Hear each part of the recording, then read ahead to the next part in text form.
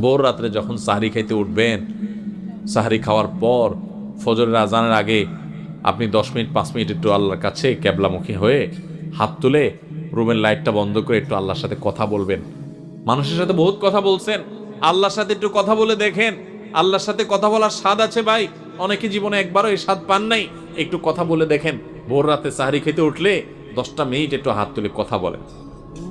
কিভাবে কথা বলবেন? কথা বলবেন এইভাবে, ও আল্লাহ, কত গুনাহ আমি করেছি, কত পাপাচার আমি করেছি, মরতে আমার হবে, তোমার কাছে যাওয়া আমার লাগবে আল্লাহ। শয়তানের প্ররোচনা করেছি, এই রমজান মাস তুমি কত মানুষকে মাফ করে দাও। নবী করিম সাল্লাল্লাহু আলাইহি ওয়াসাল্লাম বলেছেন, ওয়ালিল্লাহি উতাকাউ মিনান নার ওয়া যালিকা ফি কুল্লি লাইলা। রমজানের প্রত্যেক রাতে আল্লাহ তাআলা অনেক মানুষকে সাধারণ ক্ষমা ঘোষণা করে দেন, যে যাও অমুক অমুক অমুক অমুক, যাও তোমাদের